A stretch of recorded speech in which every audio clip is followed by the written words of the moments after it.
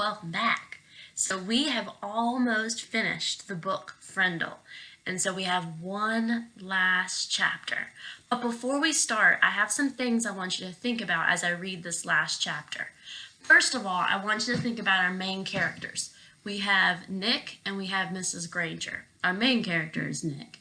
I want you to think about how our character has changed, how he started at the beginning of the story and how he has become at the end of the story.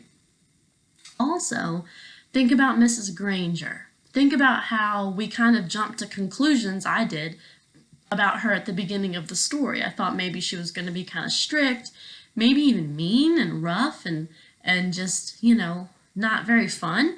But as I've gotten to know her throughout the book, I see that she really does care about Nick and she really wants what's best for him. And I think she even appreciates his creativity.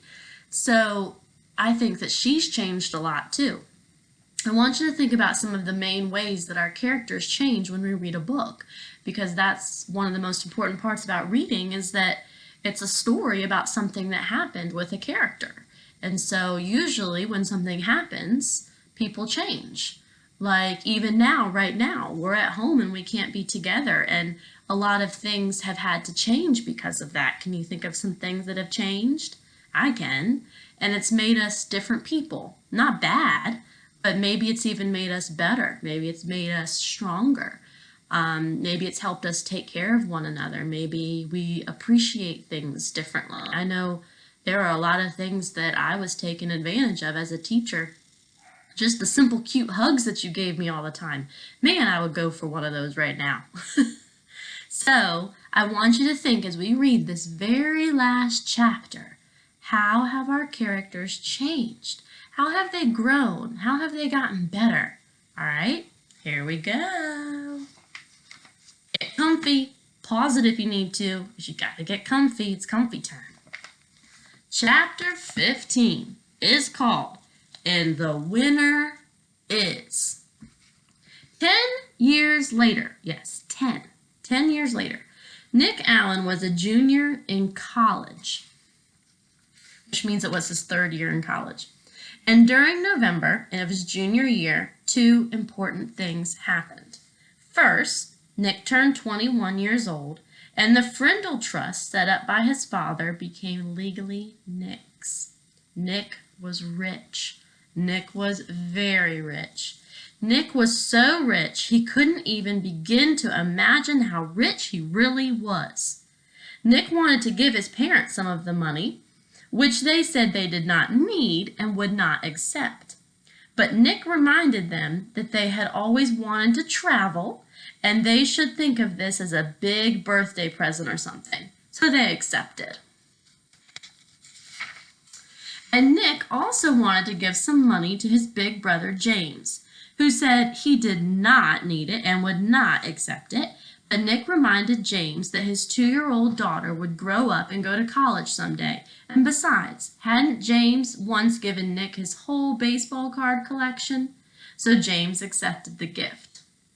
After that, Nick went out and bought himself a new fast computer and about 10 new games and a mountain bike.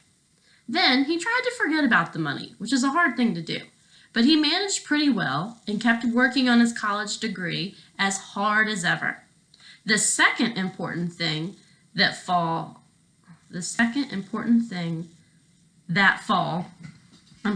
was the arrival of a package at the door of Nick's apartment one day. A large, heavy package. It was from Mrs. Granger. There were 3 things in the package: a brand new 8th edition Webster's College Dictionary. Number 2, a short handwritten note taped to the cover of the dictionary. And 3, a fat white envelope. Turning the white envelope over, Nick saw the name, his name. He had written it there one September afternoon in Mrs. Granger's room after school, 10 years ago. Nick set the envelope down and gently peeled the note off the front of the dictionary. My dear Nicholas, please turn to page 541 of this book.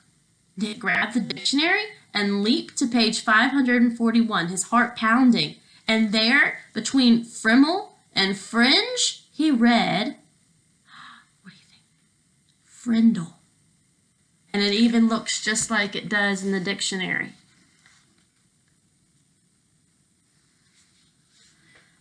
It's a noun, a device used to write or make marks with ink.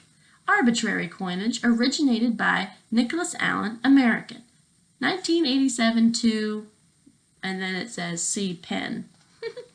Nick went back to the note from Mrs. Granger. This is a brand new dictionary, the one that I recommend my students use for their homework. And now, when I teach them how new words are added to the dictionary, I tell each and every one of them to look up the word Frindle. And of course, I've sent along that letter I promised to give you when our little battle was over. And now it's over. Your teacher, Mrs. Lorelei Granger. Nick's head was spinning. With shaking hands, he opened that fat white envelope. He pulled out the 10-year-old letter and began to read. Okay, are you ready? This is what she wrote him 10 years ago. Dear Nicholas, if you are reading this letter, it means that the word Frindle has been added to the dictionary. Congratulations. A person can watch the sunrise, but he cannot slow it down or stop it or make it go backward. And that is what I was trying to do with your word. At first I was angry. I admit that. I was not happy to see the word pen pushed aside as if it did not matter. But I guess that if the Latin word for feather had been frindulus instead of penna, then you probably would have invented the word pen instead. Like the sunrise, some things just have to happen, and all you can really do is watch. The word Frindle has existed for less than 3 weeks. I now see that this is the kind of chance that a teacher hopes for and dreams about, a chance to see bright young students take an idea they have learned in a boring old classroom and put it to a real test in their own world. I confess that I'm very excited to see how it all turns out. I am mostly here to watch it happen, but somehow I think I have a small part to play in this drama, and I have chosen to be the villain. Every good guy and every good story needs a bad guy, don't you think? So someday I will be asking you to forgive me, and I hope you will. Nick, I know you like to think. Please think about this. When I started teaching, no one had landed on the moon. There were no space shuttles, no CNN, no weather satellites. There were no video cassette recorders, no CDs, and no computers. The world has changed in a million ways. That is why I have always tried to teach children something that would be useful no matter what. So many things have gone out of date, but after all these years, words are still important. Words are still needed to everyone. Words are used to think with, to write with, to dream with, to hope with, and pray with. And that is why I love the dictionary. It endures, it works, and as you know, it also changes and grows. Again, congratulations, and I've enclosed a little present for you. Yours truly, Mrs. Granger. Nick remembered Mrs. Granger's eyes, and now he understood what some of those special looks had meant. That old fox, she had been rooting for Frindle the whole time. But fighting against it, she had actually helped it along. There was a flat, oblong case in the white envelope, the kind of case you get when you buy a watch. Nick pulled it out and opened the lid. Inside was something else Nick had not seen for 10 years. It was Mrs. Granger's favorite pen. Her old maroon fountain pen with the blue cap, and under the clip was a little folded piece of paper. It was another note, a very short note, just one word, Frindle. About a month later, something happened over in the old part of Westfield, over where the trees are huge and the houses are small. On Christmas morning, Mrs. Granger's doorbell rang. Mrs. Granger opened the door, but no one was there. Someone had left a package inside her storm door, a box wrapped in green paper with a red bow and a white envelope taped to one end. She smiled as she stooped down to pick it up. As she picked up the package, she noticed a red, white, and blue express mail envelope sticking halfway out of her mailbox next to the door. It must have been delivered late on Christmas Eve. She opened the storm door, plucked the envelope from the mailbox, and then shut both doors and went inside with a shiver. Mrs. Granger went across the living room and sat on the couch. The express envelope was from the Westfield School District office. It looked important, so Mrs. Granger opened it right away. It was a letter from the superintendent of schools, a letter of congratulations. A permanent trust fund for college scholarships had been established with a donation of $1 million from one of your former students. It would be called the Lorelei Granger Students Fund. Mrs. Granger was sure it was a mistake or maybe a prank. $1 million? That's nonsense. She had the urge to pick up the telephone and give the superintendent a call and straighten this out right away. But this was Christmas morning, and even though the superintendent was one of her former pupils, which means students, Mrs. Granger decided to wait a day. It couldn't hurt. Besides, the other package was sitting next to her on the couch, waiting impatiently with its red bow. She opened the envelope first. It was a little Christmas card with a sloppy note, obviously the work of a 5th grade boy. Dear Mrs. Granger, you're one of my favorite teachers. Here is something I want you to have. Sincerely, a student of yours. Here's the note. Mrs. Granger glared at the spelling mistakes and then chuckled and shook her head. Kids are the same, year after year. Here she was in her 45th year of teaching, all set to retire in June. 45 years, that's a lot. She could hardly remember a Christmas day when she didn't have a present from one of her students.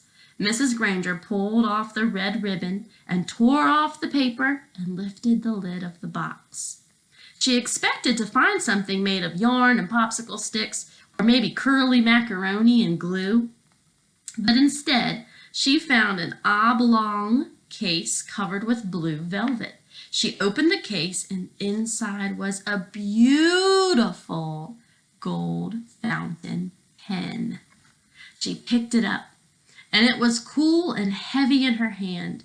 Words were engraved along the pen's shiny barrel, and Mrs. Granger had to slide down to the end of her couch and turn on her reading lamp.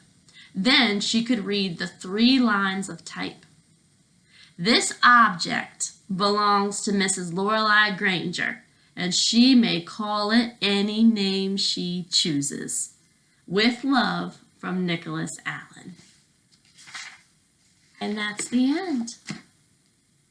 What'd you think? How'd you like the book? We finished it. I want you to take some time and I want you to think about it. Maybe you can talk to somebody or maybe you can journal a little bit, and I want you to write a reflection about the story. One of the things that I encouraged you at the beginning of this video that I wanted you to think about now is how the characters changed. I want you to think about how Mrs. Granger changed throughout the book, and I want you to think about how Nick changed throughout our book. All right, I'll be back soon because I still have some things I want to talk to you about, and I'm going to pick a new chapter book. All right, see you later. Take care. Miss you.